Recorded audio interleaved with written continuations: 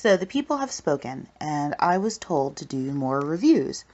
And that happened to luck out a lot because I just finished the first series of BBC Sherlock. Now, I didn't really have this show on my radar.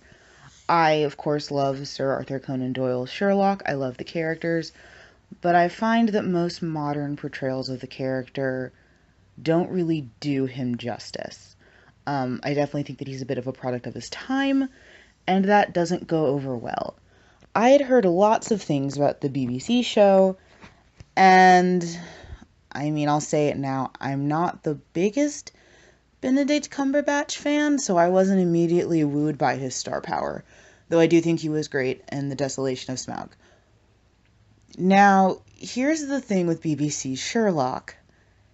It in so many ways reminds me of all of the things I ever hated about Doctor Who, which makes sense considering that Moffat is a part of this show. But we're getting ahead of ourselves. Let's do a really brief synopsis. Sherlock centers around the eponymous Sherlock Holmes, played by Cumberbatch, and Watson, John Watson, played by Martin Freeman, who I swear has been playing the same character for 20 years. He is still playing the same put-upon average Joe who is begrudgingly attached to people that are in some ways smarter than him, but in other ways much dumber than him. Episode 1 didn't do a lot for me, though I will say I did almost immediately fall in love with the dynamic between Watson and Sherlock. What was very distracting, though, were how many references to how gay the series is, which I'm a fangirl. I'm an old fangirl, and I understand how shipping works. I bristle at the idea of shows being aware of that. I didn't like it when Supernatural started hinting at it. I didn't like it when Hannibal started kind of hinting at it. I don't like when shows so directly pander to an audience. Because here's the thing about fangirls. We don't need ammunition. You don't have to, add fuel to that fire, especially if it's going to undercut any serious character development, which it seemed to do a lot. So anytime Watson and Sherlock got too close to maybe learning something about each other or anything through series 1, it was undercut by a jab about, things getting too gay, and that was really distracting. Episode 1 went by pretty much without a hitch, though I do take immediate umbrage with the whole I'm a high-functioning sociopath thing. I think it's really easy to use pop psychology, and that's just not the way to do it.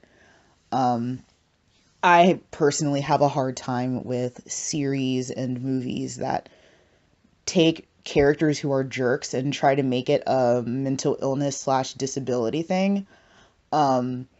Sort of like you had that with a Dr. House in House, where it's like, oh, well, he's on the spectrum of something. Like, no, he's a jerk, and that's okay. Sherlock isn't a high-functioning sociopath. He's a jerk.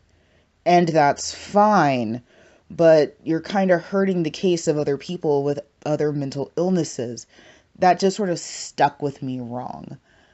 Additionally, the way the show writes its mystery so far, with a little bit of series 1 and getting into series 2, it feels like a show that thinks it's smarter than it really is. And it might be the fact that I watch a lot of American crime drama, that I suppose I have maybe some slightly higher ability to figure out obvious cases obvious.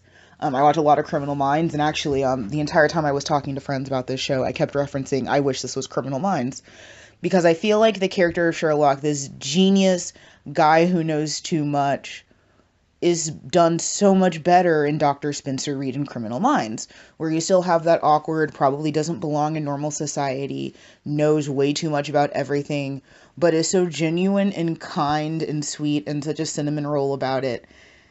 And it just got really, really hard to want good things to happen to Sherlock. I didn't care that he was going to solve the case. I knew he was just sort of doing it to get off.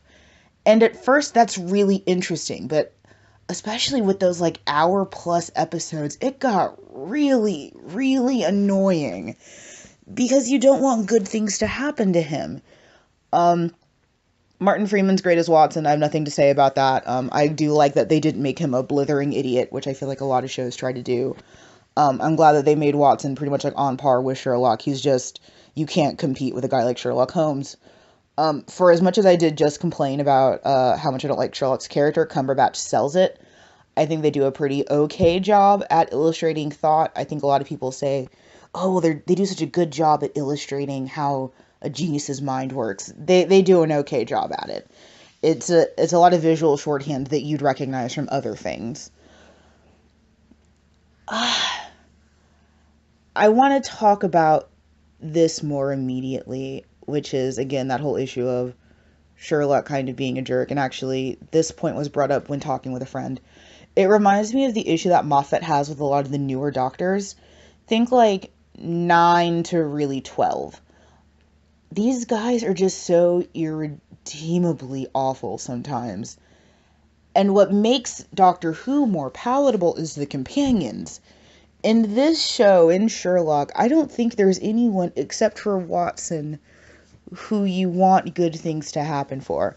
All the other little police officers that Sherlock is having contests with, I don't care about them. I don't really care about Mycroft, which I know that the series really wants me to care about Mycroft. You're not going to make me care about Mycroft. I never did, and I never will. There's just no one to care about, except for Watson. You feel for him. You do very much feel like he's being spirited away into this world that he never wanted, but also still does love. I mean, it really does just feel like Martin Freeman continued playing Bilbo Baggins, for better or worse. Now, we're going to get into a really, really small nitpick. I love Moriarty as a character. I love the idea of this guy whose whole role is to just be obtuse to Sherlock. When I was a kid, my favorite movie was The Great Mouse Detective. And you get that a little bit with Basil and Ratigan. And that's one of my favorite things in that movie, is just Ratigan is so obtuse. You don't know what the deal is, like why this guy. And that's really cool to me. So I was excited when they kept teasing Moriarty. And the version of Moriarty we get is different. I'm not a fan. The shrill, weird, screeching Moriarty, I don't buy him as the crime kingpin he says he is. And that's really frustrating, because you undercut a moment that could be such genuine tension. And the idea that you finally have someone who, in theory, could match Sherlock, who might even be smarter than Sherlock, and he's this weird, basement-dwelling, shrieking, annoying person.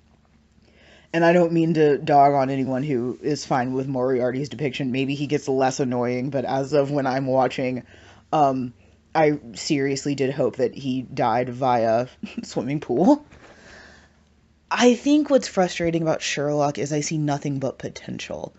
And I've heard that it does get better, but I kind of don't like that argument. I shouldn't have to wait for things to get better. Sure, it almost always takes a TV show a while to really meet its stride, but to be told continually that I have to wait 2-3 more seasons for the show to quote-unquote get good is a little disheartening. I'm not quite sure if I'll go back, but I will say this. For the moments that I watched it, I liked what Cumberbatch was trying to do. I love Martin Freeman's performance in this. And it's slick. It's fun. I just think it's really hampered by a cast full of unlikable characters and a plot that thinks it's much smarter than it is. Because what's amazing about a good crime drama is when you are surprised somehow, when it subverts your expectation, and when that's genuine and you get that catharsis of the case being solved. But as a viewer, you almost feel like Sherlock, where perpetually it's never ending.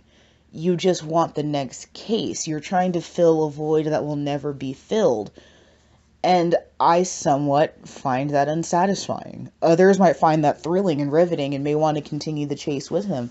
I don't. The prospect exhausts me of perpetually trying to fill a bucket that has a slow leak.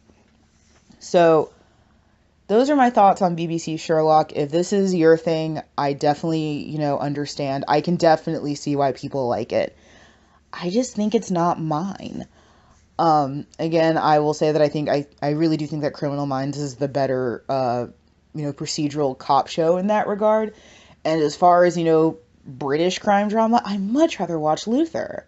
Like, they're just, to me, better shows that do what Sherlock is trying to do. But that being said, I would love to hear from all of you guys. What did you think about BBC Sherlock? Let me know in the comments below, and I will be back very, very soon with more reviews.